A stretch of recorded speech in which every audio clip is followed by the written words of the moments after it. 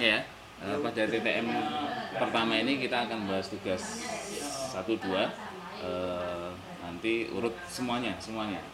Jadi nggak usah takut salah, karena ya kita belajar itu salah ada hal yang biasa. Saya pun mungkin bisa saja menyampaikan hal yang salah, sama aja. Ilmu saya kan juga ada batasnya juga.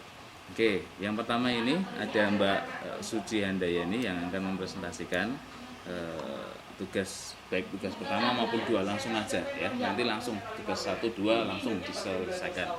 Oke. Nanti kalau nanti kalau masih ada waktu, kemudian kita akan bahas modul 5. Modul 5 ya. Ya. Oke. Sebentar, ini yang mana ini ya? Slideshow. Modul 4, tapi nanti akan saya lewati dulu karena itu banyak hitungan, mungkin waktunya nggak cukup, jadi akan saya mulai dari modul 5. Oke, Mbak Suci silakan sini ya. Nanti Anda klik ini aja. Nih ya, klik panah ini. Klik panah ini. Nih. Nah, ya. Untuk maju. Untuk mundur ini. Oke, silakan. Saya akan duduk di meja di kursi Anda.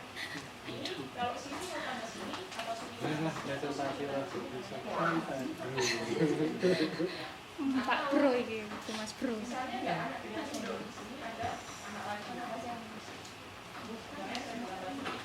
Oke, silakan Mbak. Assalamualaikum warahmatullahi wabarakatuh. Waalaikumsalam. Suaranya lebih keras ya, di dekat mic, di dekat sini aja. Karena Berarti aku saya akan nanti untuk di upload ke.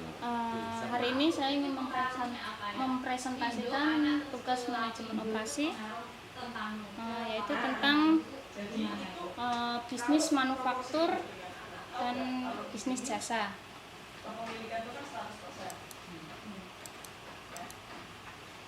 Di sini saya memilih untuk yang pertama bisnis manufacturing, yaitu perusahaan kecap dan perusahaan semen. Dan yang kedua yaitu bisnis jasanya, yaitu jasa laundry dan jasa salon.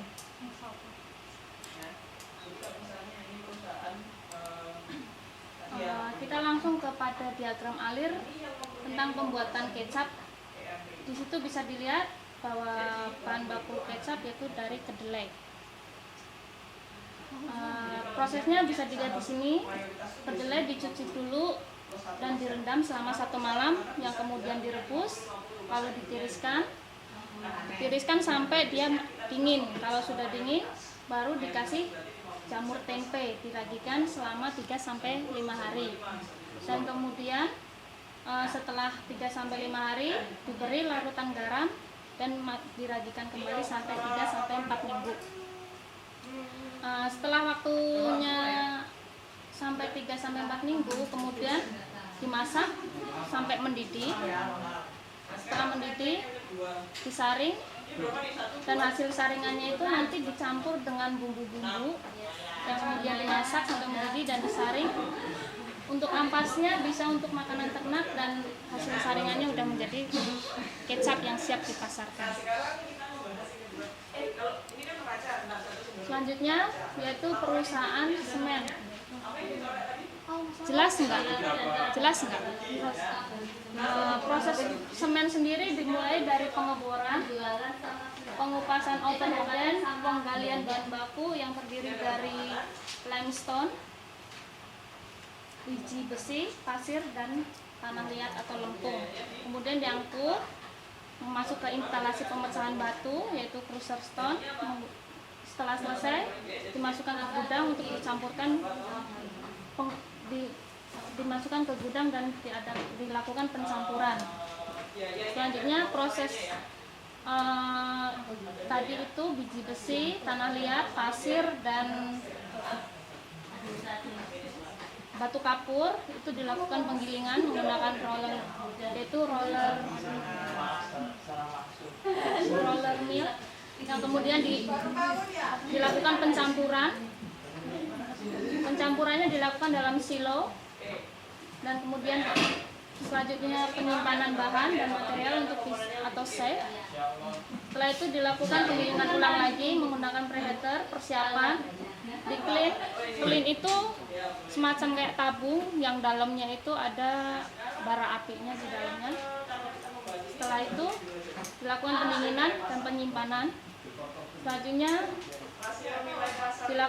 ada penambahan gipsum, dilakukan penggilingan lagi, penyimpanan, dan semen siap untuk didistribusikan. Yang ketiga yaitu tentang jasa laundry. Di sini untuk jasa laundry sendiri mempunyai diagram alur seperti itu.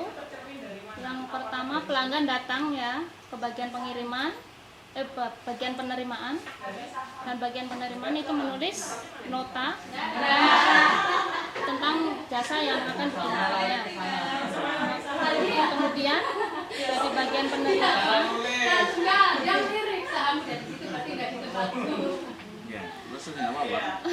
kemudian dari bagian penerimaan masuk ke bagian pencucian yang dilakukan untuk penyucian. Setelah bagian pencucian selesai, langsung ke oper ke bagian penyetrikaan. Setelah bagian penyetrikaan selesai, masuk ke penerimaan. Di sini ada bagian pembukuan. Bagian pembukuan itu mencatat nota kegiatan yang dilakukan dalam jasa laundry. Dan bagian pembukuan ini memberikan informasi kepada bagian stok bahan tentang apa aja yang masih tersedia. Dan stok bahan juga memberikan informasi ke bagian pencucian dan bagian setrika dan packing agar barang mana yang dibutuhkan untuk bagian tersebut, apa ada yang kurang atau masih cukup, jadi dilakukan untuk di bagian stok bahan. Selanjutnya jasa salon saya bikin sendiri. Ini saya menggunakan satu contoh aja untuk yang potong rambut ya. Untuk yang potong rambut ini pelanggan datang langsung menuju ke bagian administrasi atau kasir. Setelah bagian kasir, pelanggan langsung menuju ke bagian pencucian rambut. Setelah bagian pencucian rambut baru ke bagian potong rambut. Setelah dari bagian potong rambut menginformasikan ke bagian kasir tentang kegiatan yang dilakukan telah selesai. Kemudian pelanggan membayar ke kasir dan pelanggan menghasilkan kepuasan tersendiri.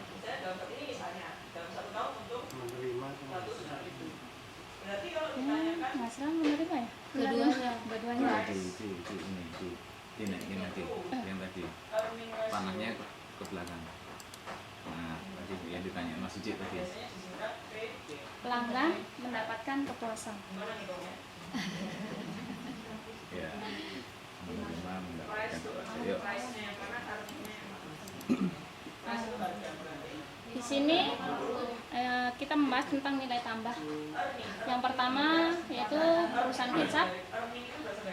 Perusahaan kecap sendiri mempunyai manfaat atau nilai tambah. Yang pertama itu manfaat bentuk, yaitu dengan merubah kedelai menjadi kecap memberikan nilai tambah bagi perusahaan. Yang kedua manfaat tempat, yaitu memberikan nilai tambah jika pendistribusiannya tidak hanya dilakukan di agen-agen besar, tetapi sampai ke grosir-grosir atau toko-toko eceran. Yang ketiga, ini nggak ada ya Pak ya? Ya, apa?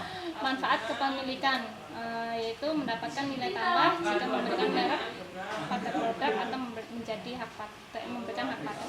Maksudnya merek tersebut menjadi hak paten perusahaan.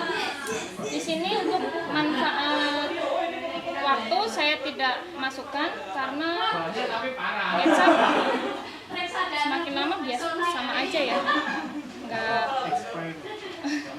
ada waktu expirednya juga.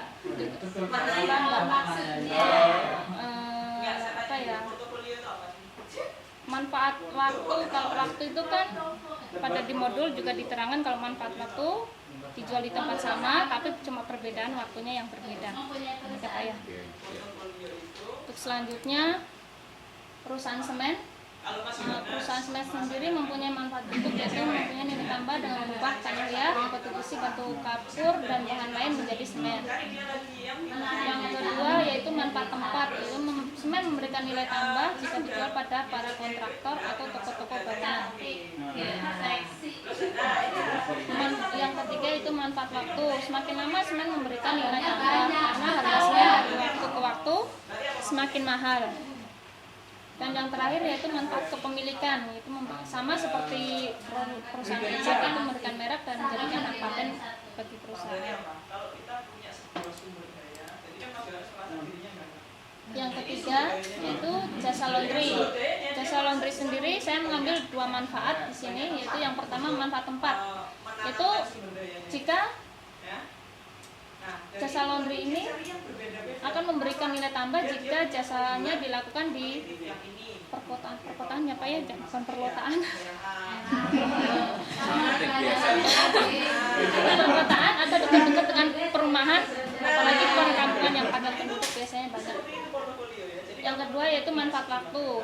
Jasa laundry bisa memberikan nilai tambah jika mungkin sedang musim penghujan, karena banyak yang membutuhkan banyak baju yang pengen cepat kering, karena musim hujan satu hari nggak cukup kering untuk mengeringkan baju. Yang keempat yaitu jasa salon, sama juga memberikan dua manfaat. Di sini yang pertama manfaat tempat, jika dibuka di tempat-tempat yang strategis. Yang kedua yaitu manfaat waktu, akan memberikan nilai tambah di waktu-waktu yang menjelang mungkin lebaran atau hari raya lainnya. Orang-orang kan kebanyakan pada suka potong rambut tuh biasanya, kalau apalagi menjelang lebaran. Ya, saya potong rambut itu 1,5 bulan sekali Mbak Siti, bukan biasa. Tapi kan banyak orang lebih banyak yang lebaran itu loh Mas. Lanjut ke tugas 2. Di sini saya mengambil perusahaan kecap. Saya mengambil perusahaan kecap. Nama dari perusahaan kecap ini yaitu kecap Bango. Saya ambil dari produk Bango. Aduh, kenceng banget.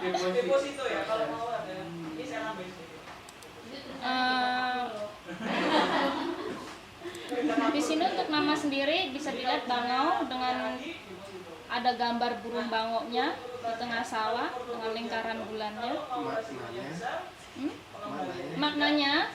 Makna dari Bango ini sendiri, perusahaan mengharapkan produk Bango ini bisa terbang setinggi-tingginya sampai ke mancanegara. Makin jauh terbangnya makin Lah tapi kok di tengah sawah lagi cari makan.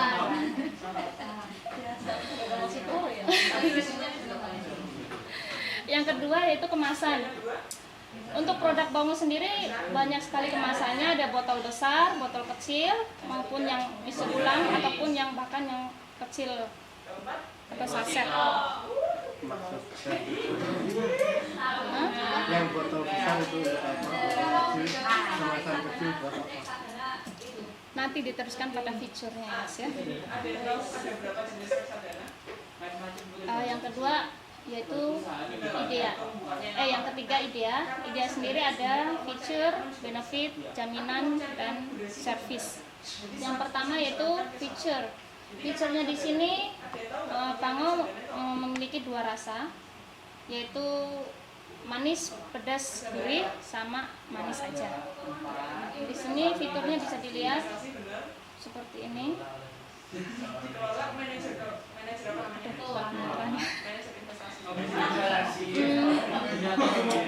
Fiturnya sendiri itu bermacam-macam ya Mas ya, dari ukuran, berbagai macam ukuran dan bentuknya. Ada yang ukuran berapa mili, ada yang bahkan yang kecil sendiri juga ada berapa mili, untuk memudahkan masyarakat dalam penggunaannya atau lebih praktis dalam penggunaannya dan biar mudah dibawa kemana-mana. Yang selanjutnya yaitu benefit. Rasa nikmat dan lezat yang disajikan dalam kecap Bango membuat masyarakat yakin untuk menggunakan kecap ini sebagai pelengkap masakannya. Selain itu, Bango dipilih karena kandungan serat dan gizi di dalamnya. Selanjutnya itu jaminan. Jaminan halal pada setiap kemasan untuk memberikan rasa aman dan nyaman saat menggunakan produk kecap Bango tersebut, Mas. Yang kedua, jaminan untuk sensasi rasa manis pedas gurih yang tepat dan nendang di setiap masakan ibu. Saat makan, keluarga akan mengenyangkan dan menghangatkan hati. Selanjutnya yaitu servis.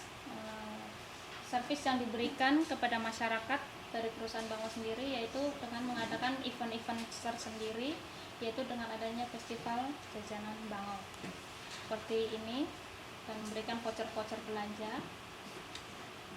Jadi perusahaan ingin lebih mengenalkan produk Bango kepada masyarakat, dan masyarakat juga semakin cinta dengan produk Bango. Dan selanjutnya produk life cycle-nya Bango. Untuk kecap Bango ini yang di sini ya Mas ya. Dari tahun 2002 itu masyarakat masih belum mengenal produk Bango, masih sangat sedikit berjalannya waktu setiap tahun dalam masa pertumbuhan. Ini kan masa pengenalan Pak. Ini masa pengenalan. Masa pertumbuhannya. Masa pertumbuhan.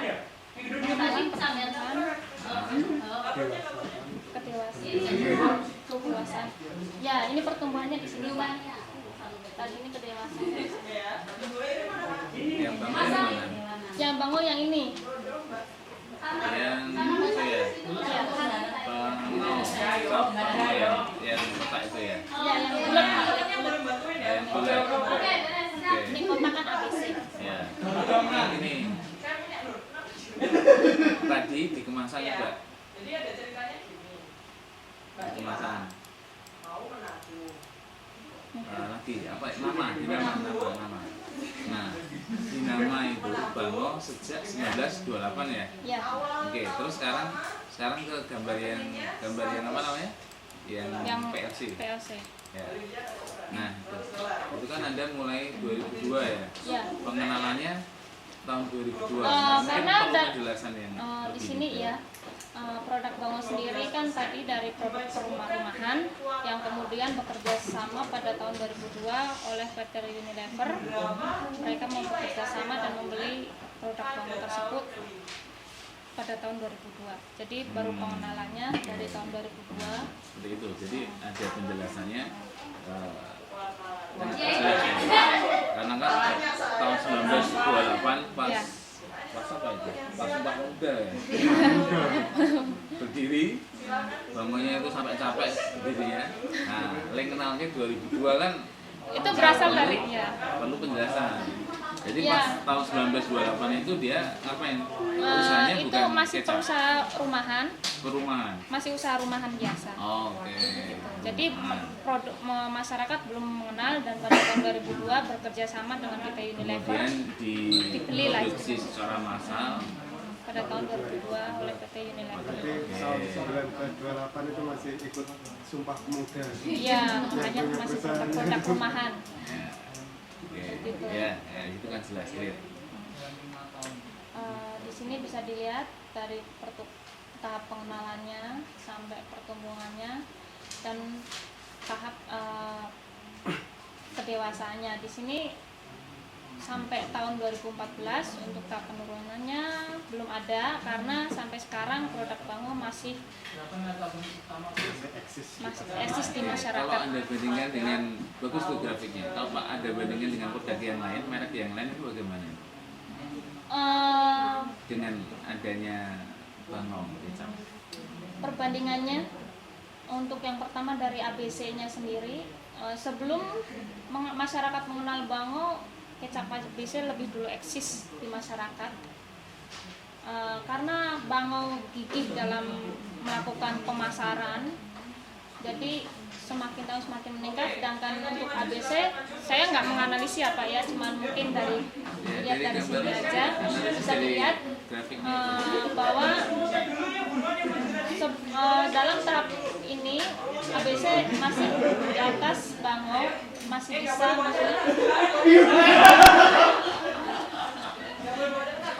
Ya, nggak apa-apa. masyarakat masih masih eksis, maksudnya masih setia menggunakan kecap ABC, tapi untuk Bango sendiri mereka nggak menyerah hingga akhirnya bisa mengungguli di atas kecap ABC, dan kecap ABC mengalami penurunan di bawah kecap Bango. Jadi dengan kata lain, coba kalau Anda analisis PLC-nya punya ABC gimana? Ini dimulai dari tahap kedewasaan Pak sampai ke penurunan. Jadi pada waktu si Bango lagi production pengenalan dia sudah dewasa. Iya. Jadi udah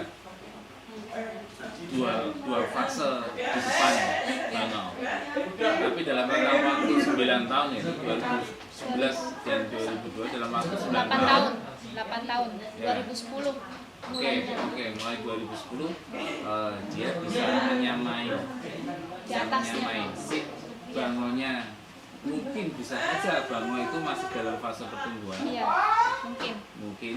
Bisa juga dalam fase kedewasaan, dan pada waktu itu si ABC mengalami sedikit mengalami penurunan. Bisa saja itu lama-lama diklaim kalau dia enggak waspada. Nah, dia kan bisa bandingin dengan ini. Maka dia harus ada strategi pemasaran yang lain, produksi yang lain, si ABC. Terus dibandingkan dengan apa namanya? Mungkin lanjut. Selesai Pak. Terima kasih. Sama-sama. Wassalamualaikum warahmatullahi wabarakatuh. Sebentar, saya masih mau nanya. Tadi kan ada 2 kelompok bisnis ya, satu manufaktur, 2 non manufaktur atau jasa. Nah, kenapa Anda memilih yang manufaktur itu kecap dan semen, terutama kecapnya? Padahal secara image kalau manufaktur itu produknya ya massal, sama-sama massal, ya tidak rumahan, tapi produknya ya high tech, kemudian banyak komponen di sana kayak ini komputer. Kenapa saya nggak memilih produk-produk seperti ini? Kemudian ini elektronik, kemudian apa namanya? Ya gamelan, kemudian apa lagi, motor dan seterusnya. Kenapa produknya kecap? Kecap karena jangkauannya itu sangat luas Pak. Nggak hanya untuk masyarakat kelas menengah ke atas, tapi sampai ke kelas menengah ke bawah sekalipun bisa menggunakan produk kecap tersebut.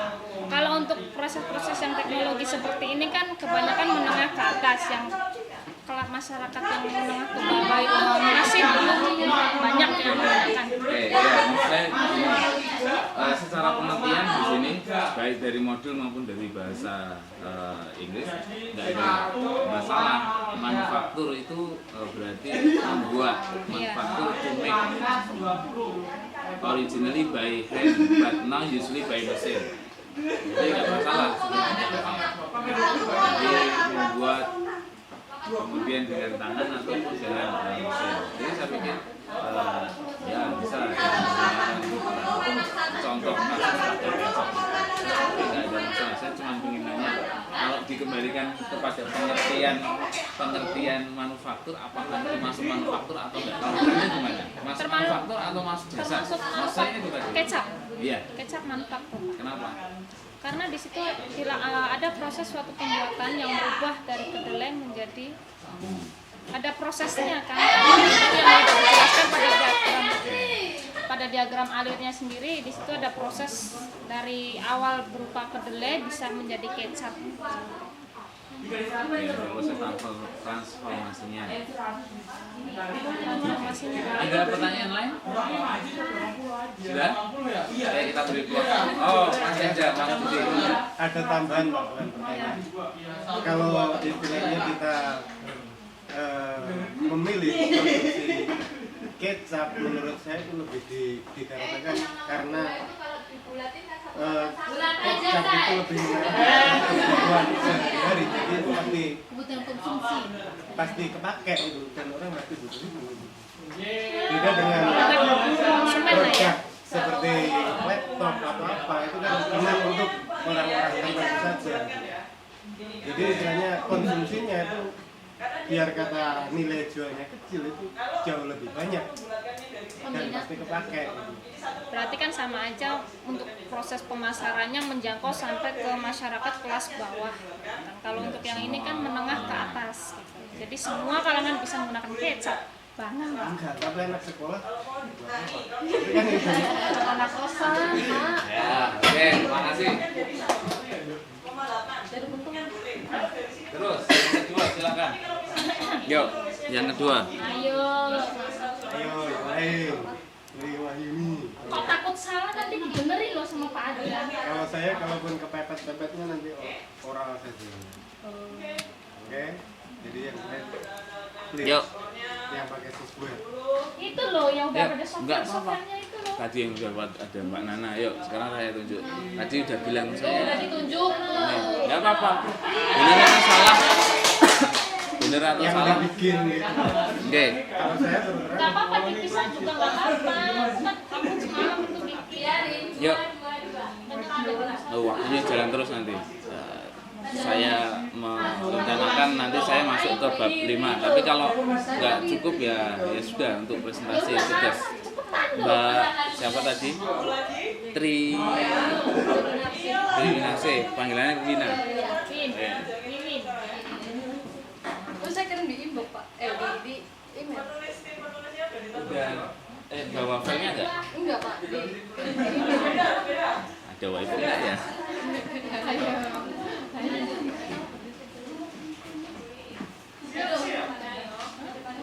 Tinggal semua ya? Di lock semua ya? Nih, ada wifi sih. Ada wifi di situ bisa di. Ya, ada wifi tapi ini pakai password semua. Ini aja. Iya. Atau sambil nunggu itu, kemudian apa namanya? Yang sudah siap. Ayo Mbak Wido. Ayo. Gak apa-apa. Ayo. Itu loh sekarang masih di dalam. Direktur perusahaannya mengharapkan dividennya Ini saya bantu untuk Simple dan padat. enggak masalah. tetapi pasar menghendaki pengembalian 15% setiap tahun. Kok enggak di-tag? Jadi kira-kira sahamnya akan ditawarkan seharga berapa ya?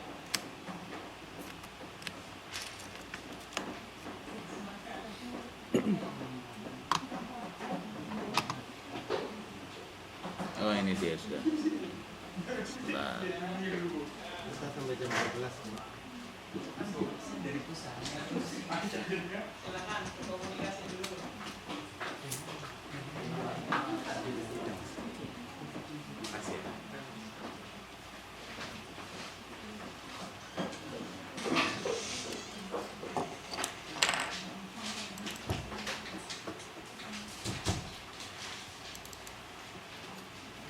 Oke, mana filenya?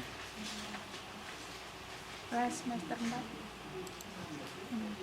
Terus ini, Saya ulangi ya terus ini, Itu yang pertama, terus yang terus itu yang kedua. oke, Pak, tarik semuanya aja. Kemudian sekarang sebesar nggak berbocoran. ini yang pertama. Iya. Oke, yang ini berarti masih dalam bentuk Word ya. Yang Word itu yang pertama. Oke, ya nggak apa-apa. Nanti Anda mempresentasikannya Word-nya dulu. Meningkat sebesar 2% Oke, per nih. tahun. Tetapi pasar menginginkan Kemudian nanti habis itu PPT-nya. PPT-nya nanti boleh lah gini aja. jadi Oke, berarti saya buka aja. tahun depan harga Atau saham kembali nggak tahu lah pokoknya. Kritik singkong. Yang simbol-simbol aneh. Singkon. Sekolah ya. Ya silakan, time is yours Mbak Wido. Oke. Terima kasih simbol dan ini bisa langsung dibaca nggak perlu saya terangi. Ya semuanya tadi bisa dibaca. Ya harus ada penjelasannya. Ya. Saya di sini untuk bisnis manufaktur dan bisnis jasa. Untuk bisnis manufaktur saya ngambil yang biasa saya temuin di lingkungan saya aja sendiri, yaitu ada keripik singkong dan berbagai sablon untuk kayak kaos, undangan, kayak gitu. Terus untuk bisnis jasa saya ngambil rental fotokopi dan karaoke. Widya Karaoke. Tahu aja. Untuk keripik singkong di sini saya untuk yaitu market to supply. Jadi kita menyuplai ke namanya ke kantin-kantin sekolah dan ke pasar di sekitar kecamatan. Jadi belum meluas, masih lokal. Jadi untuk keripik singkong di sini langsung prosesnya aja, simple. Untuk banyak, jadi kita pakai tenaga sendiri dan bersama keluarga dan beberapa karyawan untuk pengepakan, 2 orang karyawan untuk pengepakin itu keripiknya. Terus kita modalnya kita pakai modal sendiri dan untuk membeli bahan baku dan beberapa peralatan. Materialnya ada singkong yang diperoleh dari para petani di sekitar kita. Untuk perlengkapan kita jadi pengenalannya kita melalui brosur pengenalan produk untuk promo dan merek kemasan yang ada di kemasan lah. Jadi kemasan keripiknya itu udah ada sablonannya. Ini loh keripik apa gitu. Nah untuk sablon sama simple. Untuk sablon sama pakai tenaga sendiri, modal sendiri, lokasinya juga di rumah sendiri.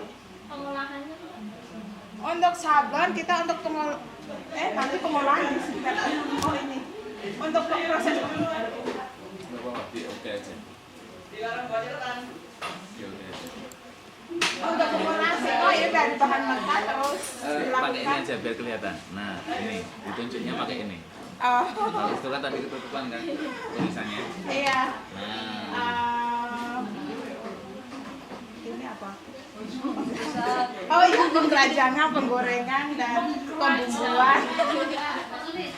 Terus sudah menjadi kerupuk, terus dilakukan pembungkusan. Udah kayak gitu. Jadi outputnya berupa keripik yang sudah jadi, udah dikemas dan yang udah dikemas dengan apiknya, ada nama mereknya, terus nama pembuatnya. Oh ini loh, WD. Yang mau pesan boleh di sini lah. Enak orang. Rasain di sendiri. Terus untuk sablon yaitu make to order, jadi kita hanya melayani order tanpa adanya pemasaran. Maksudnya kita nggak ngasih stok lah. Jadi kalau ada orang yang datang, oh saya mau bikin undangan atau saya bikin kaos untuk kaos olahraga atau apa, jadi saya pesan di sini. Kayak gitu. Jadi kita tenaganya masih sama, tenaga sendiri bersama keluarga dan beberapa karyawan penjahit di sekitar lokasi rumah. Modalnya uang modal dari lokasi produksi di tempat kita sendiri tadi. Untuk material ada kain, kertas dan aneka warna cat. Mesinnya ada mesin sablon, mesin jahit, setrika dan kipas angin. Perlengkapannya kita sama masih menggunakan brosur, pemasangan beberapa reklame atau spanduk di beberapa tempat keramaian. Jadi untuk prosesnya dari inputnya tadi kain, kertas, cat itu tadi, terus outputnya berupa udah lembaran kertas yang jadi kayak undangan tadi, udah jadi undangan yang udah keren. Terus ada kaos yang udah, kalau kaos lah, udah kaos yang udah disablon, jadikan kayak gitu. Untuk rental fotokopi, ini untuk bisnis jasanya ada rental fotokopi, yaitu inputnya berupa alat fotokopi dan beberapa ukuran kertas dan beberapa warna kertas. Biasanya prosesnya jadi konsumen datang langsung ke lokasi dan minta ukuran atau pengen dibantu seperti apa, oh pengen fotokopi apa pengen dibesarin atau dikecilin. Jadi komunikasi langsung antara konsumen dan pemilik. Jadi kalau ada dengan adanya fotokopi, jadi orang tidak lagi dengan perlu menulis, jadi fotokopi aja lebih hemat waktu. Jadi mereka lebih menghemat waktu. Oh, untuk bidik karaoke jadi dari tempat yang tadinya kosong kita ubah menjadi tempat yang kedap suara, terus kita hiasi dengan sebagaimananya tempat karaoke. Peralatan karaoke yang berkualitas, juga pelayan karyawan tetap yang sopan dan ramah, sehingga memberikan kepuasan kepada konsumen. Oke, biasanya pemilik karaoke itu pintar nyanyi. Nggak bisa. Nggak bisa. Sama sekali. Itu punya karaoke Inul Vista karaoke. Kenapa saya memilih karaoke? Bukan karena saya bisa nyanyi, tapi karena saya hobi dengerin, bukan dengerin. Suka goyangin kaki kalau denger kayak gitu. Goyang kaki, masa kaki doang yang digoyang begini tuh. Sebelum ke tugas kedua, tadi ini sebentar ya. Nih, jadi ini apa namanya ini? Ada main. Itu 5M, itu 5M itu lah untuk manufaktur kan kita harus. Nah itu termasuk dalam apa itu? Ini ya input. Jadi bukan proses ya. Tadi kan disebutkan ini langsung ke prosesnya. Ini bukan prosesnya. Oke ya. Terus ini masuknya uang ya? Iya. Ini money. Tulisannya MOE ya. Ini juga salah singkong. Oke. MOE. Nah, mana? Ini sekalian Pak dibenerin singkong Pak, bukan singkong. Money. Money. E-nya dihapus. MO. M-nya nah, itu money. Money. Gak apa-apa. Jadi kan ada salah ketik ya saya jelaskan. Tadi itu kan salah ketik apa tadi? Perlotaan. Oke, itu namanya yang tadi apa? Input. Nah, prosesnya itu baru ini prosesnya ini. Nih, pengolahan dari singkong mentah dan seterusnya. Oke. Oke, sekali lagi secara pengertian tadi kalau lihat di kamus bahwa manufaktur itu proses membuat bisa dengan tangan maupun dengan mesin, dan ditambahkan di sini ada produk yang berwujud fisiknya. Kemungkinan pembuat itu kan kita internal perusahaan, bukan pasar. Yang tahu kita akan tunggu berapa itu internal perusahaan. Sekarang semua dijual ini, tapi silakan dilanjutkan. itu mana? Ya.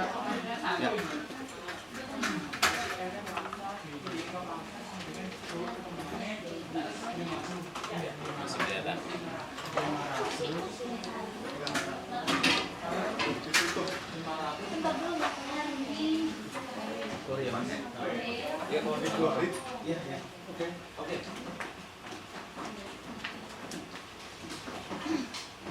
Ya, silahkan dilanjut lagi. Apa Pak? Kok iya? Pertanyaan dari Bapak. Apa Pak? Sudah no, tadi udah no. Ya, dilanjut ke tugas 2. Tugas dua nggak usah Pak. Namanya. Lebih udah sama lah. Oke. Untuk yang sablon, manufacturing sablon sendiri, untuk manufacturing itu kan membuat maksudnya prosesnya itu dari inputnya. Jadi prosesnya itu dari kalau nih kamu datang ke rumah saya, oh saya mau bikin undangan. Ya, di situ kan berarti kan next to order. Kalau untuk order itu kan berarti kan ibaratnya perbedaannya dengan jasa.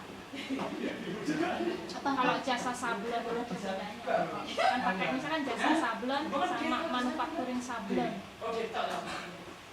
Kalau mungkin kalau untuk manufaktur, jadi kita sudah kalau untuk manufaktur kayak kaos deh. Jadi mereka sudah diproduksi bagus, sudah dipasarin ke itu. Jadi iya di pasar-pasar. Kalau untuk make to order itu jasa itu, jadi kita nunggu pesanan, kalau ada pesanan kita baru buat kayak gitu. Misalnya sama order sama. Iya, order. Ya, berarti kan sama-sama order. Bagaimana ya Pak? Jelaskan. Agak bingung tadi. Iya, make to order. Jadi iya, itu mau menerima pesanan, jadi tidak menyuplai ke pasar-pasar. Jadi Ini sudah. Jadi manufaktur itu bisa itu make to supply, membuat untuk disuplai, ya, untuk membuat untuk disediakan di pasar. Bisa juga make to order juga bisa. Yang jadi patokan di sini adalah dia itu menghasilkan suatu barang yang berwujud di sini bisa dilihat dan seterusnya, di mana produk itu dibuat dengan tangan maupun dengan mesin dan seterusnya. Silakan dibuka dulu pengertiannya sekarang di halaman berapa di modul itu tentang manufaktur.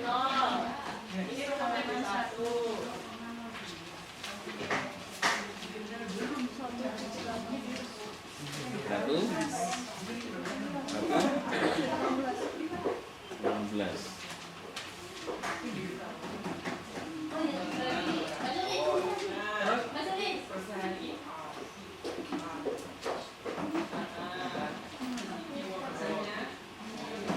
Satu 17 ya.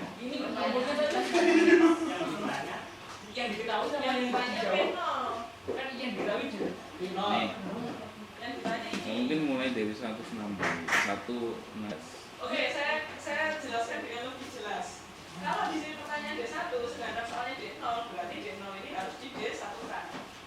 Caranya gimana? Nih. Caranya Lebih jauh lagi. Nomor halaman 17 tuh ya. Halaman 17. Lebih jauh lagi, perusahaan manufaktur atau perusahaan yang menghasilkan barang. Jadi dia pengertiannya di sini dia menghasilkan barang. Akan dikelompokkan lagi menjadi 3 perusahaan. 1, penghasil produk dalam satuan unit. Ini satuan unit. Ada 500 unit buku misalnya. Atau unit laptop. Yang kemarin saya simbolkan dengan tanda ini kan. Pagar. Nah, kemudian kedua, perusahaan penghasil produk dalam kelompok unit, misalkan itu satu kelompok unit apa, lusin dan seterusnya itu ya. Kemudian kelompok 3, perusahaan penghasil produk secara massal atau besar-besaran. Jadi sekali menerima order atau mensuplai ya langsung besar dalam jumlah yang besar. Nah, sedangkan non manufaktur ini yang besar.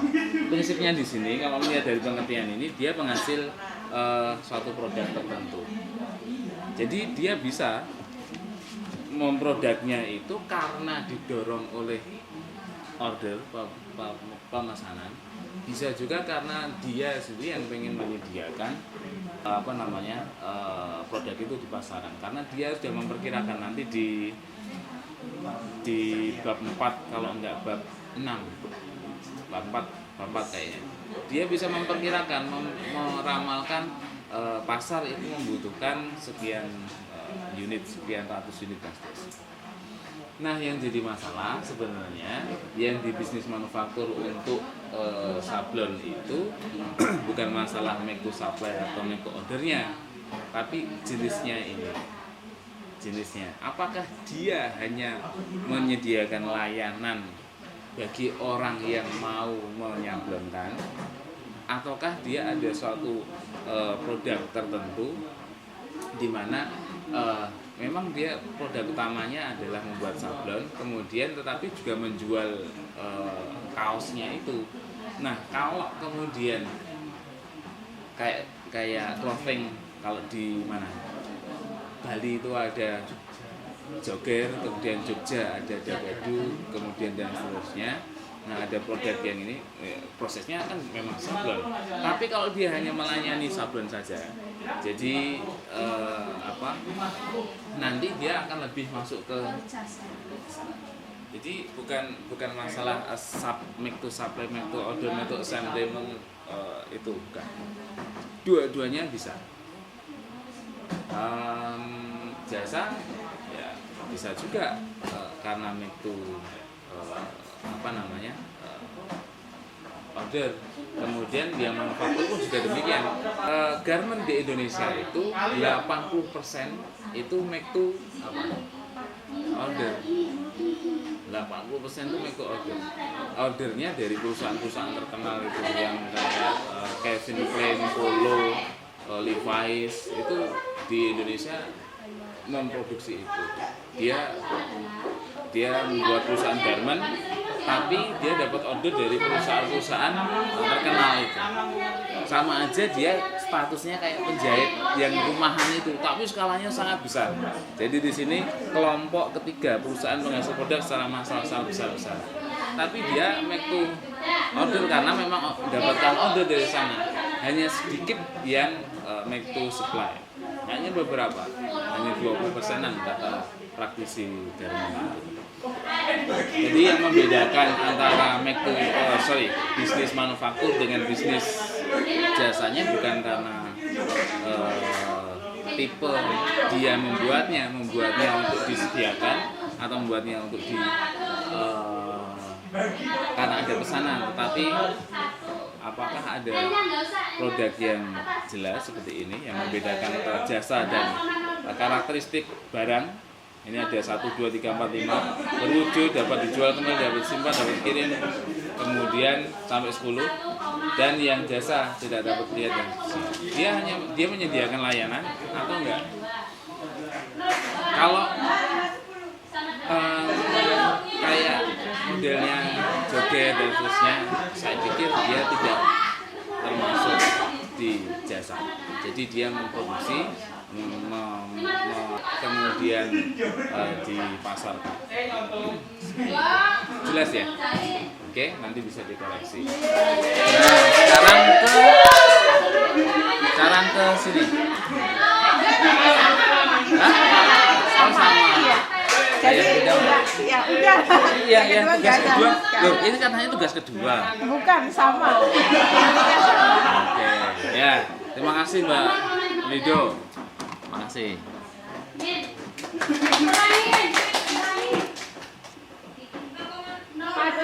Katanya Nggak usah lah. Waktunya habis. Saya mau nanya tadi nanyanya tersendat, jadi udah bisa saya sampaikan. Bagus itulah. Terima kasih. Oke. Yuk, siapa selanjutnya? Silakan. Yang pertama yang filenya udah siap, mumpung memperbaiki. Salah nggak apa-apa. Nggak apa-apa. Orang belajar salah itu biasa. Orang ngajar salah semua. Belum saya lihat. Salah semua. kalau salah semua berarti kerjaan apa? Iya.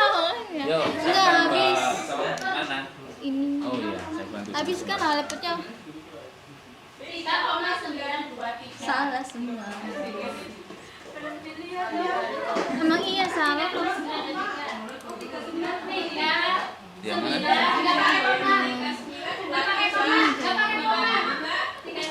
Satu dua. Yang ini satu. Ini dua. Iya. Ini satu. Ya. Kemudian nanti ke nggak apa-apa. Tugas 1 modul 2. Oh, oke. Ini mah itunya, tapi salah. Oh, ini sama dengan yang Word-nya. Iya sih. Kalau sama Word-nya ya Salah loh. pakai nggak apa-apa. Coba Anda Enggak bener. jelaskan. Tuh kayak gini salah. Oke, silakan. Semaksimalnya punya Anda gimana? Yuk, jadi biar temennya juga tahu. Assalamualaikum warahmatullahi wabarakatuh. Saya berdiri di sini bukan mau presentasi karena saya salah. Nah, itu presentasi namanya. Mempresentasikan kesalahannya, tapi kita lihat dulu. Iya benar, salah. Ya, coba lihat. Ngawur gitu loh.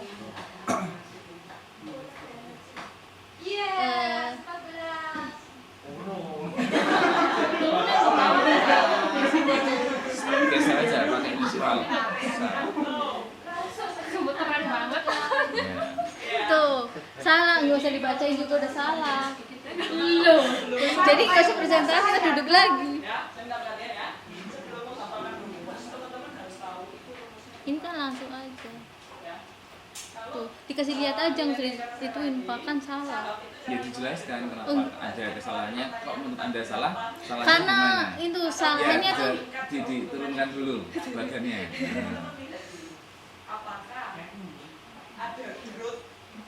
karena dalam pembuatannya itu udah salah. Jadi nggak usah diterangin.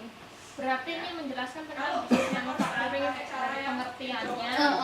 Nggak kayak di itu dari bisnis. Sekarang dijelaskan untuk ini, untuk apa yang sudah Anda ini. Siapa tahu Anda kan membuat pengertian dan seterusnya. Oke, nggak apa-apa, nggak masalah. Mana ini? Nah, oke, untuk merefresh.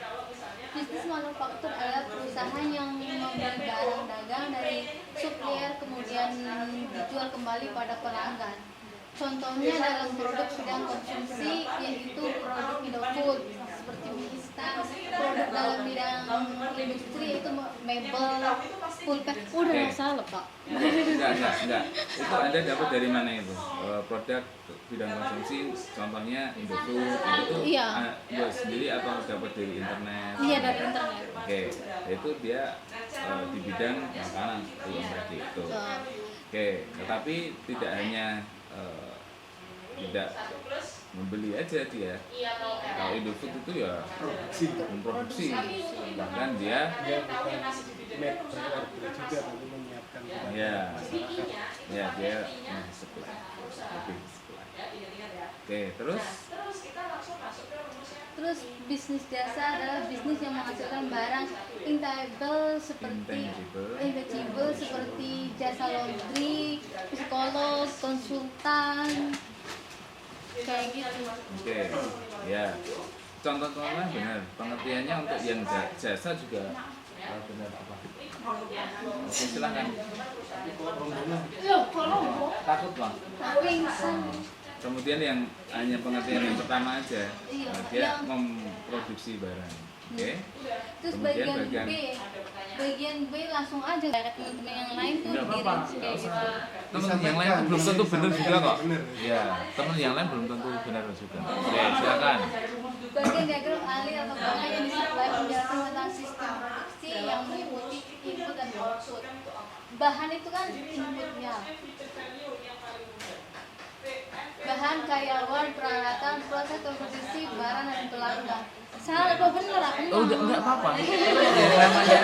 Ya, gini, teman-teman sekalian, saya tidak melihat hasilnya. Yang saya lihat justru proses pembelajaran ini, gitu ya. Kalau saya cuma melihat hasilnya, besok ketemu aja pada waktu tanggal sekian ujian akhir. Saya nggak perlu PTM seperti ini, nggak perlu kuliah online itu, ya kan? Itu kita lihat prosesnya, dan porsi saya adalah proses kami ini tutor-tutor ya pada prosesnya. Nanti hasilnya ujian kan juga yang mau buat soal Jakarta itu ya, yang semester kemarin yang sudah kan. Nah, mereka melihat secara hasilnya, saya bagian prosesnya.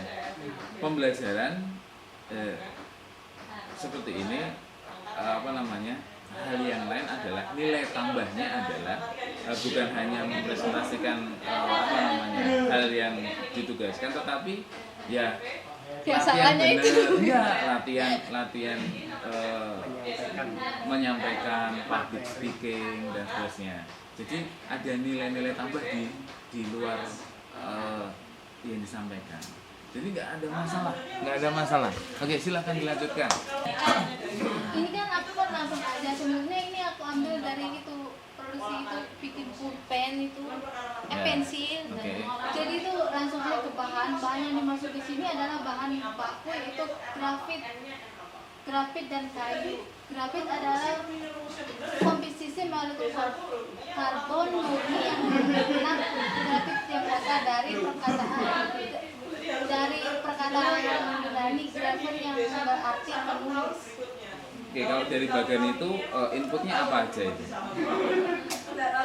Inputnya itu bahan bakunya. Udah itu aja.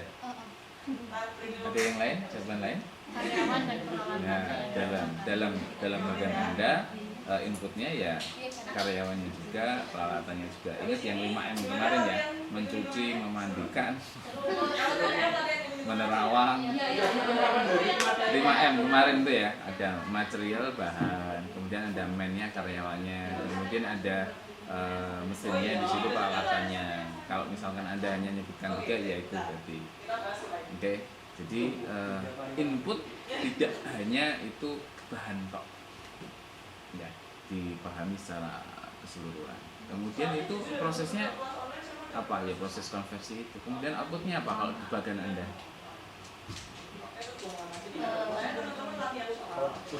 Outputnya, keluarannya Barang. Ya.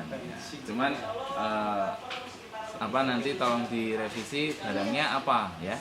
Barangnya dijelaskan barangnya apa? Apakah tadi keripik kemudian jadi dibuat yang apa konkret? Oke. Ini? Ke bawahnya yang sama. Ini apa? Ke bawahnya apa? Nilai tambah. Oke. Tadi salah. Oh, udahlah. Tahu salahnya dari mana? Saya belum baca ya. Jadi saya nggak ngerti salahnya di mana. Coba dijelaskan. Kok tahu salahnya di mana? Yang dengan C itu kan kalau nilai tambah itu ada semacam kayak penjelasan kayak Iya. gitu. Kalau punya saya enggak langsung aja. Ya nggak apa-apa. Tahu aja Nggak pakai bagian nggak apa-apa. Tapi nilai tambah kan ada beberapa. Yang sesuai di modul tuh ada nilai tambah apa aja? Manfaat. Nah, nilai tambah manfaat. Bentuk. Kemudian waktu, tempat, kemudian kemudian. Dari keempat manfaat itu kira-kira apa yang dimiliki oleh Anda nyebutkan Indofood? Nah, produknya salah satu lah produk dari Indofood apa? Nah, itu nilai tambahnya apa? Dari salah satu dari 4 itu, atau kalau ada 4-4-nya silakan sebutkan 4-4-nya. Jelas ya? Ya nanti dikoreksi ya, dikoreksi nanti di emailkan ulang. Oke. Yang tugas kedua ada? Ya sama lah. Udah enggak usah lah. Oke. Ini makanya sebelum bertanding gitu. Tapi sudah salah sih, aku tahu dari atasnya udah salah. Nggak apa-apa. Jadi kan Yang penting usaha dulu lah ya Pak. yap. Iya, daripada semua juga mau. Semuanya yang di belakang saya. Ayo teri. Ya saya di Iya, kita ini bisa siapa? Masa nggak ingat? Pasti ingat. Ini yang diangan-angan kampanye.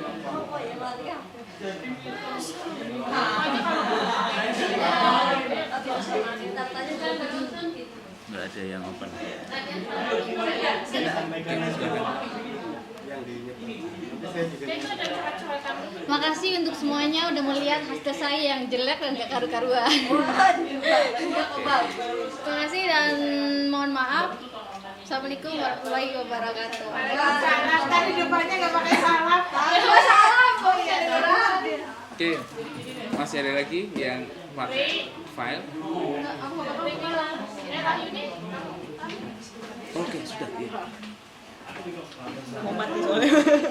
Kebetulan udah datang ini tadi. Oh iya. Makasih.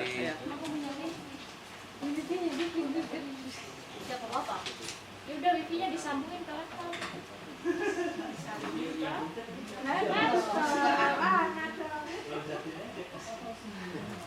Oke. Ada wifi-nya. Mau dipakai HP. Oke, boleh. Jadi saya mau narasi cepat, takutnya selesai terlalu cepat. Terus Udah nyala lupa TV-nya. Udah, apa? 43 Asus. My Asus. Heeh. My Asus. Mm-mm. Silakan, passwordnya apa? Lali. Passwordnya apa? Cintaku 98 Iya lali.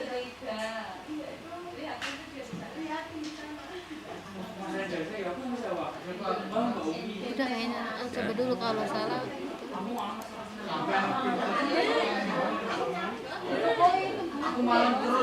Salah. Salah. Invalid.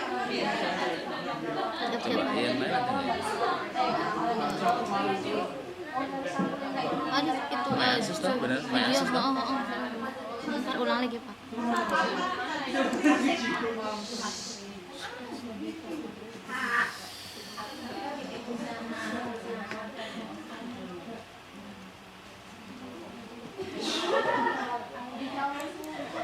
Udah masuk. Udah masuk? Oke. yang ada di email itu kalian di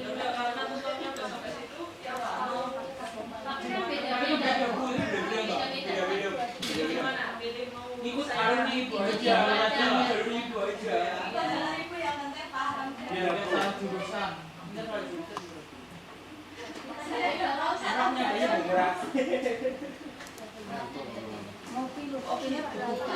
Ya kalau gitu presentasi sekarang biar orang bawa kopi dalam minum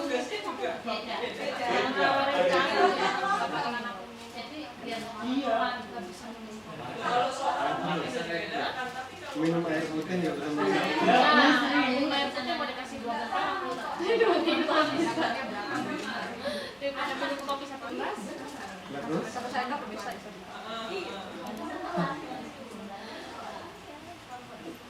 tapi ya bagus sih emang ya kalau lagi majikan punya Kalau soal beda, itu selama materinya sama. kopi udah Jadi kalau bahas investasi ya investasi semua, cuman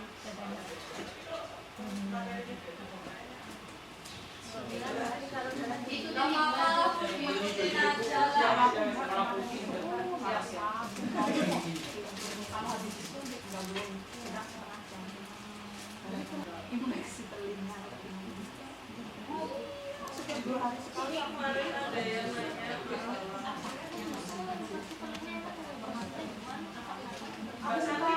nanya nanya masalah payment order.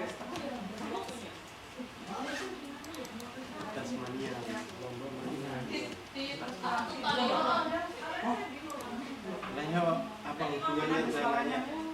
Kalau kadang orang Taiwan kalau kita makan tapi kan makan kebanyakan cabai itu bisa bikin gatal. Oh, Orang Taiwan itu bilang gatal. kalau makan bungkus itu rambutnya hitam. Enggak, berarti kan bukan modul kayak vanilla. Cuman saya kasih nama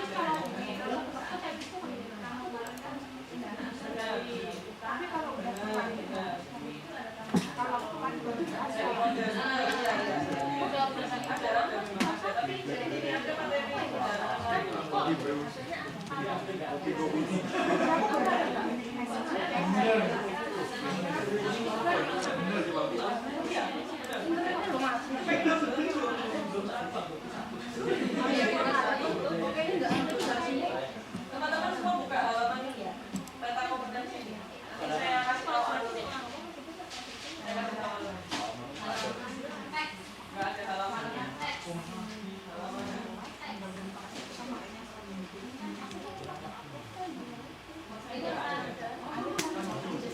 Halaman Excel ya katanya sih iya, tapi saya nggak ada halaman Excel. Halaman Excel itu ya pakai saya.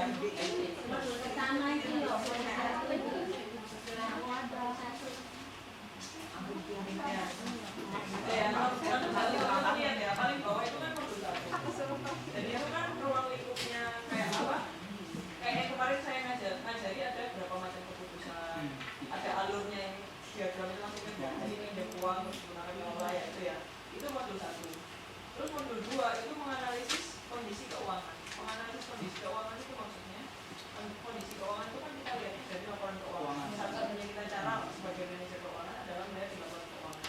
Karena bisa ternyata potensi ada ngomong yang bisa pakai rasio sampai kayak gitu kan ada untuk ada 14 rasio.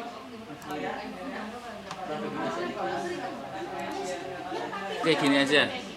Sementara sambil saya mencari filenya yang nggak pakai file silahkan. Jadi ada dua, Mas Didik sama Mbak siapa? Sama ini Tri ini sudah saya carikan filenya di sini. Oke, ya silahkan Mas Didik dulu. Oke. orang tahu Mas Pak D dulu. Oke, silahkan. Assalamualaikum warahmatullahi wabarakatuh. Assalamualaikum warahmatullahi wabarakatuh. Nama saya Didik Kriyanto, yang mahasiswa 0175138895. Di sini saya akan menjelaskan sedikit yang saya ngerti, yaitu tentang bisnis manufaktur dan bisnis jasa. Yang pertama, bisnis manufaktur yang saya pilih, yang pertama itu adalah industri mur dan baut, karena itu berkaitan dengan bidang pekerjaan saya.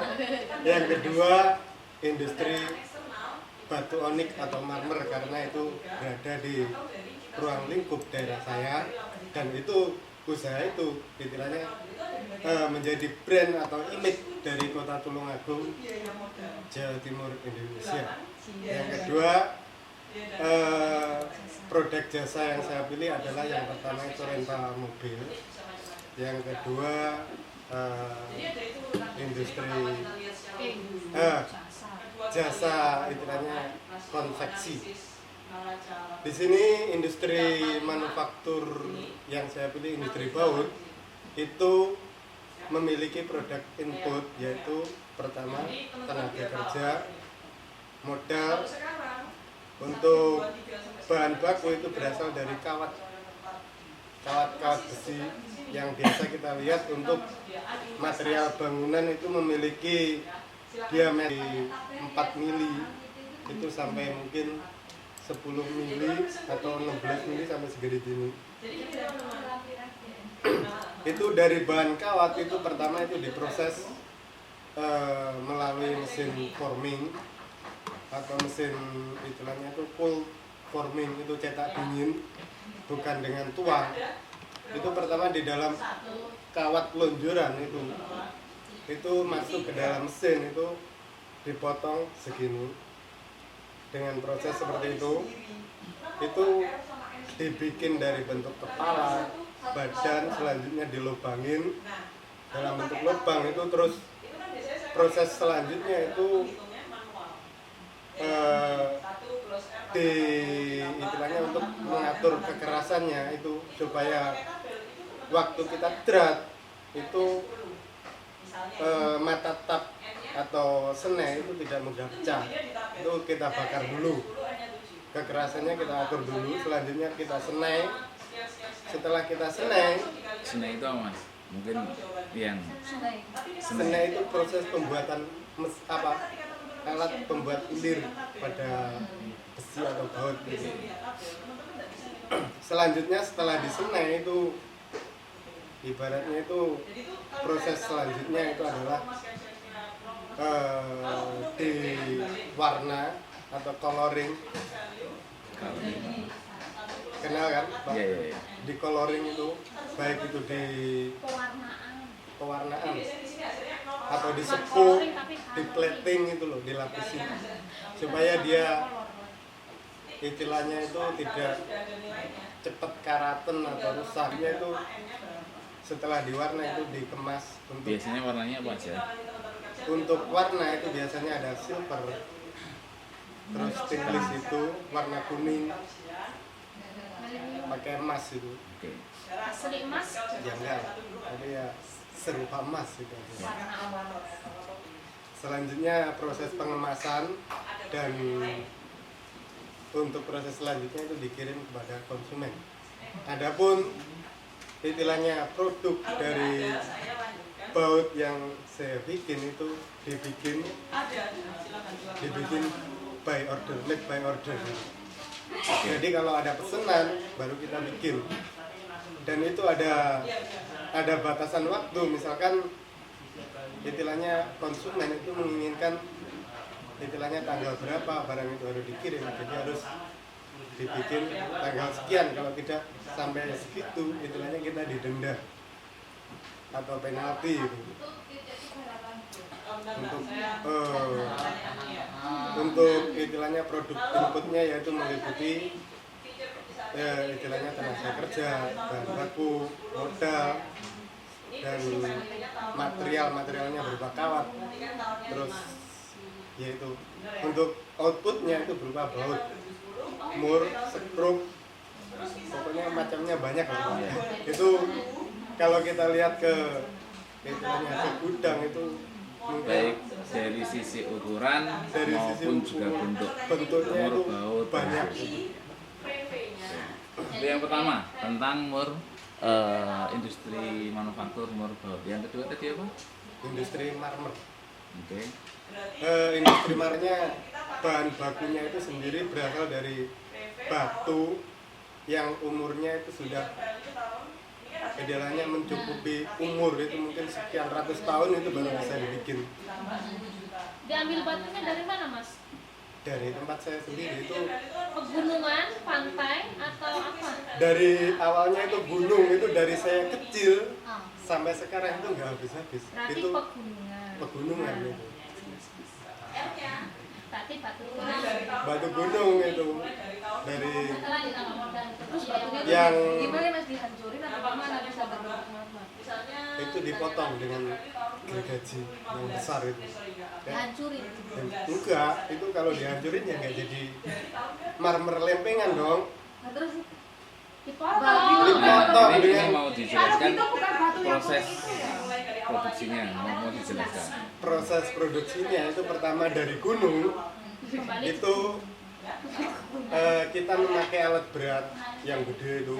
Dia kayak biasa di kota kalau kita bikin apa, orang bikin tower itu kan ada tuh. Itu di depannya biasanya ada gergaji. Dia masuk ces itu dipotong. Set, potong kotak mungkin dia segede gini. Ada 1 meter. Mungkin ya. Enggak, tapi lebih gede lagi. Gergajinya gede, lebih gede lagi. Mungkin 1 kubik. Ya itu dengan menggunakan alat berat itu dibawa ke istilahnya pabriknya. Untuk selanjutnya dipotong, mungkin ukurannya tebalnya itu 2,5 cm. Untuk ukuran tebalnya itu bisa macam-macam tergantung pesanan. Ya yang istilahnya yang udah jadi produknya itu dipakai di Istiqlal. Masjid Istiqlal itu dari marmer semua dan materialnya. Terus habis dipotong digergaji dengan ukuran mungkin seukuran marmer itu 50 kali sekian itu kan. Habis itu terus dihalusin untuk selanjutnya dipak.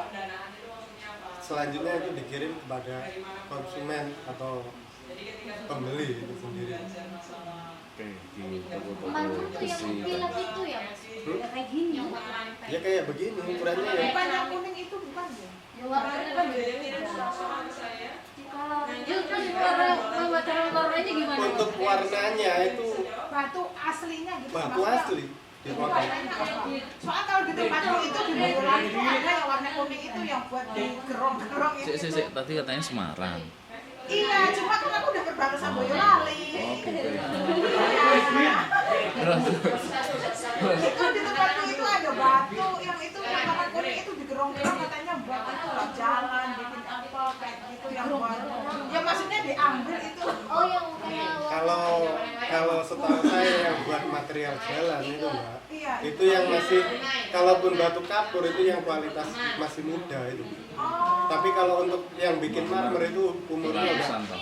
ratusan tahun baru bisa dibuat itu. di tempat saya sendiri yang dekat dengan rumah saya itu ada, tapi istilahnya belum mencukupi umur. Bikin marmer itu nanti nggak mengkilat itu, kusam itu warnanya. Tapi kalau yang udah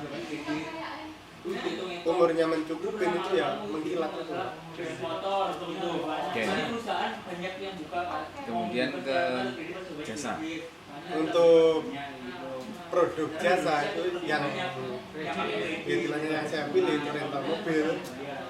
Rental mobil sendiri untuk inputnya yang pertama yang kita butuhkan itu adalah mobil. Adapun istilahnya trayek yang kita ambil mungkin ya kita bukan angkutan umum tapi travel. Jadi jasa yang kita pakai itu berdasarkan pesanan. Jadi kalau ada orang mau istilahnya mau melakukan panggilan, oh kesepakatan jadi ya udah istilahnya jalurnya kemana, istilahnya kita layanin gitu. Ya berhubung saya tanpa tag, apabila ada istilahnya kekurang jelasan saya mohon maaf yang sebesar-besarnya. Bisnis jasanya masih kurang satu ya, satunya Pak? Bisnis jasanya yang satu itu konveksi. Oke, jasa. Untuk konveksi sendiri yang pertama itu yang mungkin istilahnya itu kita tidak memproduksi massa untuk disuplai kepada konsumen, tapi istilahnya ada konsumen membutuhkan layanan jasa berdasarkan kemauan dari pelanggan itu sendiri. Oke ya. Tapi kalau memang maksudnya untuk membuat sendiri disuplaikan nanti jadi manufaktur. Ya. Jadi kita memilih Ada jasanya aja. barangnya. Tapi kalau dia menunggu order, jadi yang dijual adalah jasanya, dia jahitin, nyadonin, bordirin dan seterusnya. Ya, jadi sama-sama bisnisnya tadi konveksi, tapi bisa masuk sana masuk sini. Tergantung dari sudut pandangnya yang mana. Dan tadi yang sudah benar. Cukup sekian, terima kasih. Assalamualaikum warahmatullahi wabarakatuh. Oke, waalaikumsalam warahmatullahi wabarakatuh. Mungkin nanti bisa dilengkapkan secara tertulis juga apa namanya tugas keduanya, ya, tugas keduanya tentang dipilih salah satu, pemilihannya kalau bisa tidak sama dengan yang sudah dipilih. Tadi yang dipilih kecap, kemudian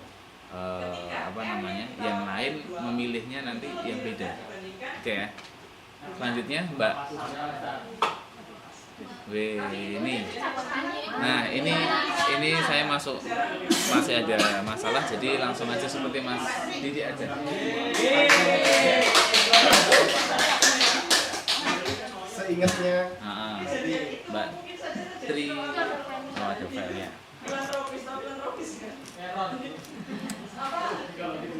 Filantropis itu apa ya? Pengusaha sosial gitu. Gak pengen ngambil untung tapi pengen berbagi. Daripada ngasih cuma-cuma ya. Jadi itu kemungkinan cuma itu dari usaha aja. Ya. Jadi kan ditanyakan ya sampai sini jelek banget sih. Paham ya? Berarti Ini yang mana? Ini ya? Yang ini? berarti kan sampai pendarat. Benar?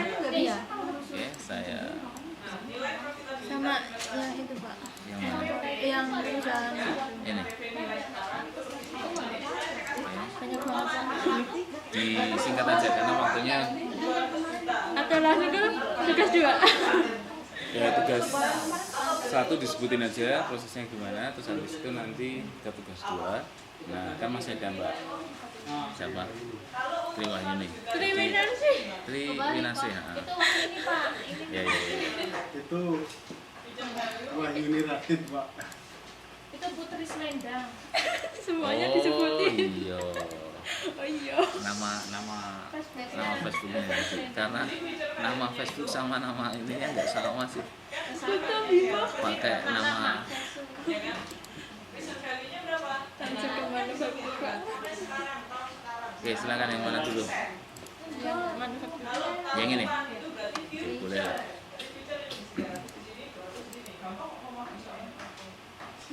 Sebentar, ini slide. Ya, nanti Anda klik yang ini ya. Ini pakai ini, Bapak. Pakai ini. Ini aja. Pertama Ini. Oke. Assalamualaikum warahmatullahi wabarakatuh.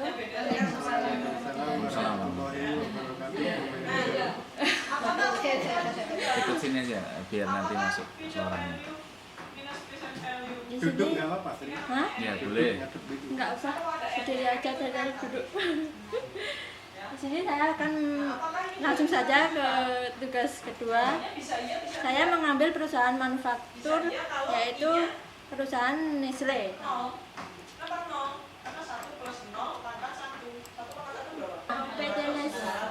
PT Nestle pertama kali beroperasi di Indonesia sejak tahun 1971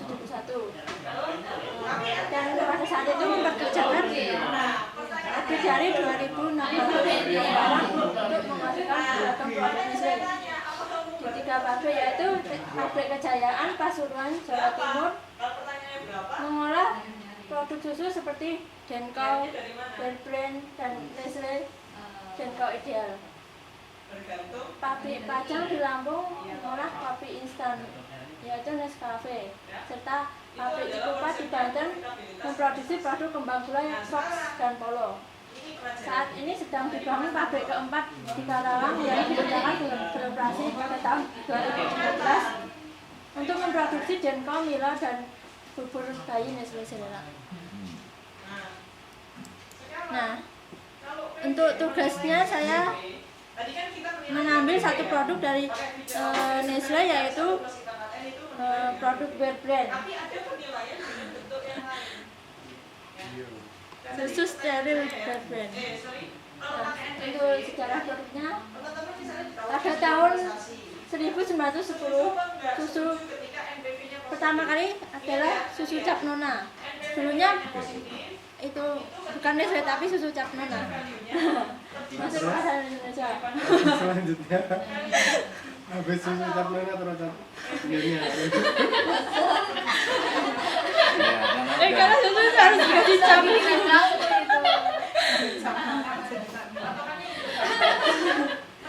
masa dari tahun 1910 nona terus kan? Logikanya benar. Setelah Indonesia merdeka, yaitu 1965, pemerintah membuka kesempatan berinvestasi bagi instalasi dan mendorong Nestle dan para mitranya untuk membuka usaha di Indonesia. Pada tanggal 29 Maret 1971, Nestle yang berpusat di Vevey, Swiss bersama mitra lokalnya mendirikan PT Food Specialities Indonesia dan didirikan pertama kali di Waru, Jawa Timur. Pabrik ini didirikan pada tahun 1972 dan mulai beroperasi pada tahun 1973 dan menghasilkan susu Cap Nona. Udah 19. Ya, mungkin langsung ke apa namanya? Langsung ke itunya, Pak. Idea brand.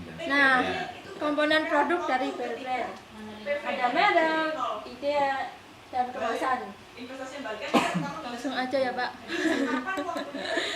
Nah, di merek ini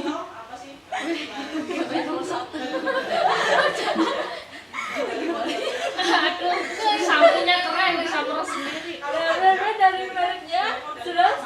Loh, Pak, susu dari namanya unik dan menarik. Susunya sapi, tapi mereknya berulang terus iklannya naga. Iklannya naga, Pak. Nah, ini Maksudnya enggak di iklannya itu naga gitu loh. Iklan Tapi susunya itu kan susu dari susu sapi. Nah, apa namanya? Oke, menarik. Iya, silakan. Iya, Pak, menarik. Iya, nah, silakan. iya dikupas satu persatu. Iya, oke. Coba. Dikupas. Untuk minum susu itu ntar tenaganya kayak naga kayaknya kayak Tuh, gitu. ya. Mungkin bisa sekuat ya yang bikin itu maunya apa itu? Masa susunya sapi mereknya beruang dan ikannya nggak mau nyampe. Jelaskan. Sampai Analisis profesinya sebagai mereknya itu manajer, ada. tolong dijelaskan gitu loh. Menurut kacamata sampean itu Kacamata. Ya. Kacamata saya.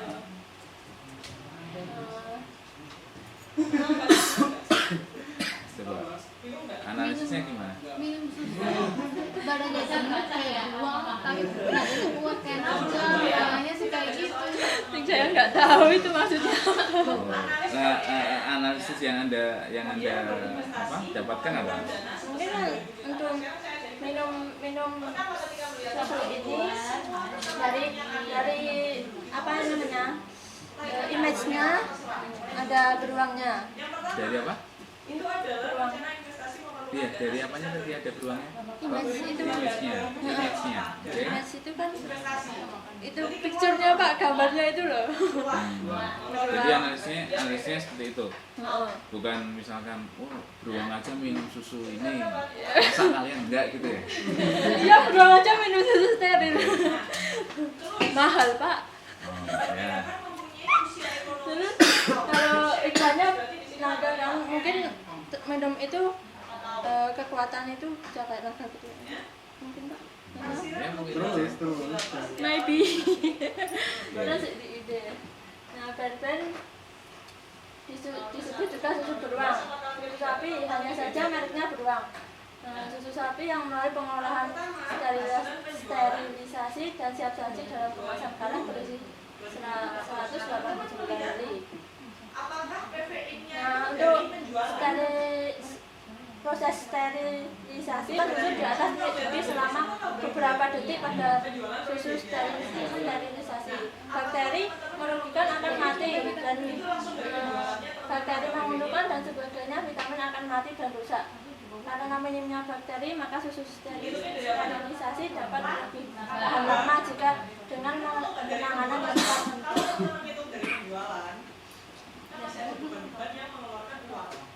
Nah, dulu logonya itu maskot beruangnya itu memeluk anak beruang itu. Sekarang ada diganti dengan memegang gelas itu. Nggak tahu.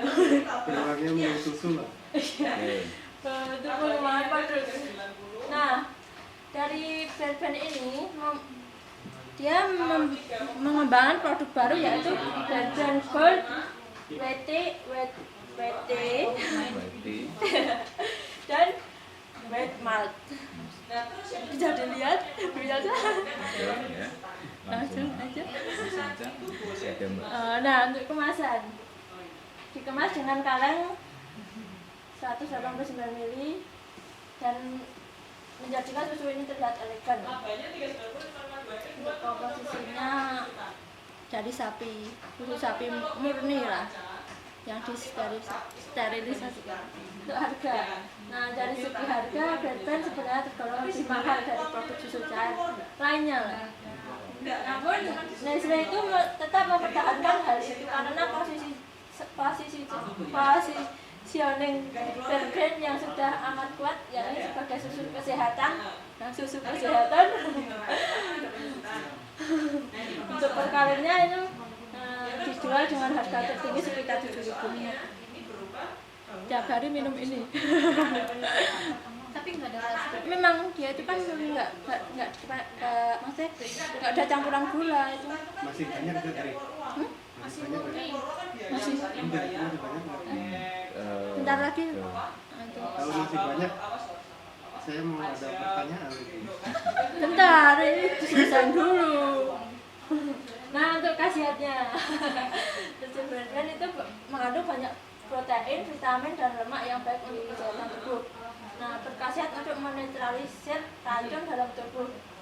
Juga susu beruang juga memiliki khasiat menjaga tulang keropos dan osteoporosis. Berarti kalau ini khasiat ini kalau dimasukkan di 31 itu masuk di mana ini? Nilai tambah. Oke. Iya kan ini kok ini untuk kerugian.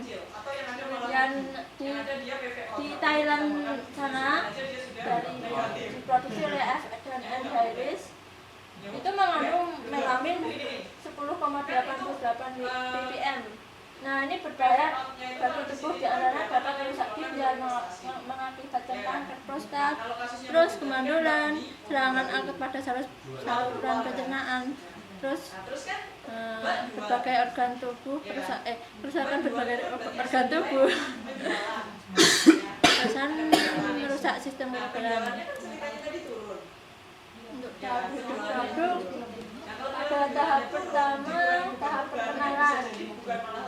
Nah, seperti yang dibahas sebelumnya, produk Berben pertama dikenal pada tahun 1988. Terus melakukan promosi, dan pada awal itu masyarakat masih ragu dengan susu steril itu. Terus pada tahap pertumbuhan, setelah dikenal Indonesia, Berben mulai dipasarkan. Volume meningkat, tingkat loyalitas pelanggan semakin baik, dan pengetahuan tentang gizi mulai merata. Pada tahap kedewasaan, belum ada pesaing masuk. Terus penjualan meningkat, selanjutnya tetap laba menurun, persaingan harga tajam langsung. Tahap penurunan ini permintaan susu Berben mulai menurun, dan strategi yang dilakukannya meluncurkan jenis baru, yaitu Berben Gold WT dan Berben Gold Wheat. Nah, untuk keterangan lebih lanjut silahkan kunjungi website ini. Nah, saya ada satu pertanyaan dari Mas Didi, silakan. di dalam proses produksi dan pengenalan produk itu ada prosesnya dari pengenalan, pertumbuhan, kedewasaan, dan penurunan. Sedangkan produk Nestle itu kan berkaitan dengan kasus Gaza, itu kan ada istilah boykot produk Nestle itu kan. Istilahnya Anda sebagai manajer itu apa yang Anda lakukan untuk menghadapi hal-hal seperti itu? Aku bukan manajernya. Misalnya Anda seorang manajer itu, apa yang Anda lakukan supaya istilahnya produknya Nestle itu tetap eksis di masyarakat? Ya, mengembangkan produk-produk baru itu, terus meyakinkan pelanggan itu bahwa produk Nestle ini itu produk yang bagus. Bukan gitu, itu pertanyaan saya itu kan ada kaitannya dengan sentimen, mereka lebih membutuhkan ini daripada saya membutuhkan mereka. sentimen agama dan lain sebagainya itu istilahnya, karena masyarakat Indonesia itu umumnya kan Muslim itu, dan ada kampanye seperti itu untuk menolak produk itu. Halal gitu. Iya, ini tadi kan ada apa namanya? Mana? Ya, itu pertanyaan Mas Didi. Tadi mana? Itu maju. Nah, itu kan ada apa namanya? LPAM. Pertanyaan Mas Didi berkaitan tidak dengan teknis ini. Jadi Ada kan berkaitan dengan apa namanya? Berkaitan dengan ya, berkaitan dengan non teknis dan berkaitan dengan pemasarannya. Jadi di luar tema. Oh. Ya, tapi nggak masalah. Jadi kan itu memang ada kaitannya Ya. dengan pemasaran dan lain Iya, itu sebagainya. pemasarannya. Strateginya. Itu kan ada image bahwa istilahnya kan ada sebagian mungkin penghasilan dari Nestle itu disumbangkan ke Israel untuk istilahnya melakukan hal seperti itu kan gitu. gimana jawaban Anda? Jawaban Anda gimana? Jadi ini ada yang boykot produk Nestle. Nah, Anda misalkan sebagai salah satu PR-nya, gimana menjelaskan bahwa ini menjelaskan supaya tetap laku Eksis. ataupun terkait dengan boykot itu gimana? Itu pertanyaannya Mas Kiki. Gimana tuh? 1 plus 0,17 1 pangkat 17. Ya udah, dilempar ke Pak. Lempar ke Bapak. Kelempar ke mana? Daun gitu loh. Mohon bantuan. Ya, bisa juga diikuti. Kalau di kantor ya nanti bisa dengan cara Nestle mengadakan kegiatan-kegiatan event-event yang berkaitan dengan ya sosial, keagamaan itu kemudian di blow up mungkin bisa juga akan menurunkan sentimen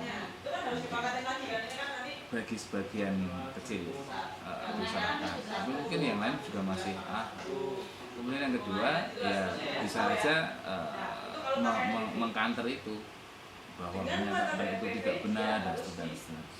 Even itu benar misalkan. Justru memberikan donasi, istilahnya Israel menyerang Palestina, dia memberikan donasi ke Palestina. Ini loh, susu kita bisa diminum. Misalnya seperti itu. Misalnya memberikan donasi lewat mana, organisasi mana, kemudian sampaikan ke saya. Donasi dua-duanya. Itu. Sekian mungkin waktunya sudah habis. Terima Siapa kasih. Ini waktu kelas sudah habis, tapi masih ada satu, kita selesaikan.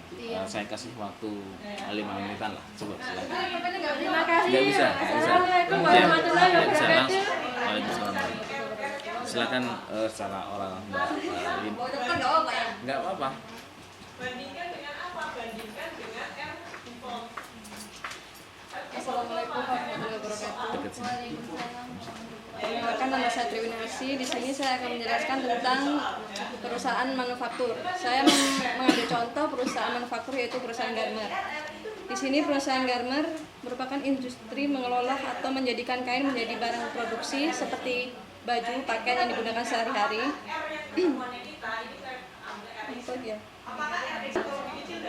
Alat utama yang digunakan oleh perusahaan ini adalah mesin jahit dan benang.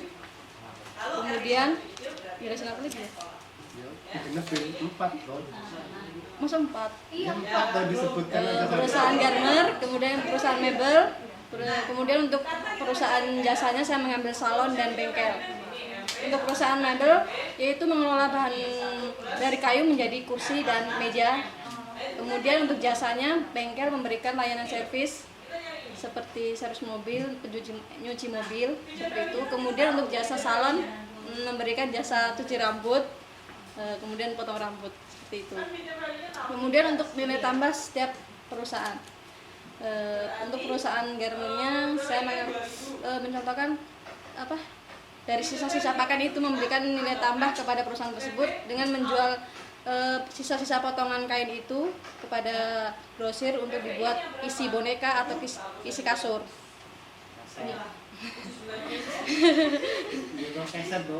Iya, keset saja. Kemudian untuk perusahaan mebelnya juga kayu, dari sisa kayu itu masih bisa dibuat untuk bingkai-bingkai kecil atau kotak pensil. Kemudian untuk jasanya perusahaan untuk salonnya itu sisa potongan rambutnya masih bisa digunakan untuk membuat wig, ya. Kemudian proses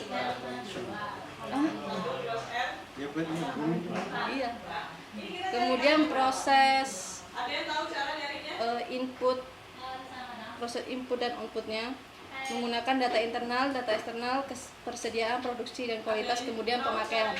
Untuk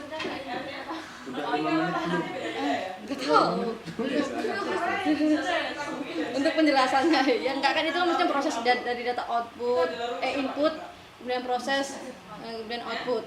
Saya menggunakan kalau ada bagiannya enak di sini. Ada data internal, data eksternal, persediaan, produksi, kualitas, kemudian pemakaian. Untuk pertama, data internal. Data internal digunakan untuk meneliti seberapa banyak persediaan produk-produk yang ada di dalam perusahaan tersebut. Kemudian data eksternal digunakan untuk meneliti kualitas produk kita lebih baik atau tidak dan dapat diterima oleh pelanggan. Kemudian persediaan. Barang yang ada di dalam perusahaan bisakah mencukupi kebutuhan pasar sepenuhnya. Kemudian proses produksi. Barang yang diproduksi dapatkah dijamin keamanannya dan bahan-bahan digunakan merupakan bahan asli.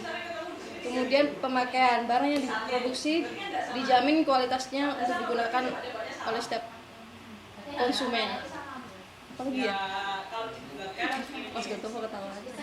sekitar itu. Ya Nah, udah. Jadi produknya apa tadi? Produknya perusahaan garment. Garment, oke. Terus tadi tugas pertama aja atau sama tugas kedua? Itu udah disambung Pak. Bersambung. Iya. Brand yang dipilih apa? Gimana Pak? Brand yang dipilih apa? Brand merek. Merek. Itu ntar dulu. Apa sih? Darbos. Hah? Darbos. Garbos. Darbos. Darbos. Darbos itu merek Indonesia Pak. Iya, Iya. saya belum tahu. Belum tahu. Iya. Kira-kira itu di PLC-nya sudah sampai di mana? Itu udah sampai penyampaian pasar karena untuk pakaian itu kan sudah menyeluruh di segmen pasar, semua pasar gitu Pak. Oke, iya, PLC kan ada 4 tadi. Apa aja? PLC Pengenalan, pengenalan, pengenalan. kedewasaan, pertumbuhan, kedewasaan, terus Nah, kira-kira di Darbos itu sudah sampai kemana? udah sampai penurunan Pak, sampai Oh, udah mungkin sampai penurunan. iya, untuk perkenalannya mereka pertama hanya memproduksi sebagian macam beberapa jenis pakaian. Kemudian untuk tahap pendewasaan mereka sudah mulai merambah, pertamanya hanya memproduksi hanya untuk pakaian dewasa. Sekarang untuk semua anak dewasa, bayi semuanya sudah ada merek dari Darbos. Kemudian untuk proses kedewasaan ya udah pertumbuhan tadi ya, pertumbuhan, kemudian kedewasaannya yaitu Pak memperkenalkan dari pertamanya hanya diproduksi untuk pemesanan saja, kemudian sudah dikenal oleh berbagai pasar, jadi memproduksi untuk semua segmen pasar. Untuk penurunannya karena sudah banyak yang menirukan merek tersebut, jadi mereka berusaha untuk membuat merek yang lebih bagus lagi gitu. Oke, tapi perusahaan garment itu masih ada yang memproduksi Darbos tadi. Masih ada Pak, tapi itu tiruan, kayaknya lebih kasar panas gitu. Iya. Garment yang memproduksi Darbos masih ada. Mungkin masih ada Pak, nggak tahu di Indonesia. Nah, kalau masih ada, berarti kasusnya kayak itu Pak, Honda Iya. yang pernah saya ceritakan itu motor si Bitung sekarang udah nggak ada karena kan memang udah hilang, diganti dengan merek-merek yang lain. Ya sama misalnya Darbosnya udah nggak ada, tapi dia memproduksi merek yang lain, Berdas misalnya. Habis itu hilang lagi merek lagi. Ya, memang ya ketika berusaha seperti itu. Gimana caranya usahanya terus, masalah produknya ganti-ganti, brandnya bermacam-macam, itu kan diferensiasi produk, diferensiasi. Oke. Ya, terima kasih itu. Terima kasih, kurang lebihnya saya mohon maaf. Wassalamualaikum warahmatullahi wabarakatuh. Waalaikumsalam. Waalaikumsalam warahmatullahi wabarakatuh. Oke, itu tadi kuliah kita. Ternyata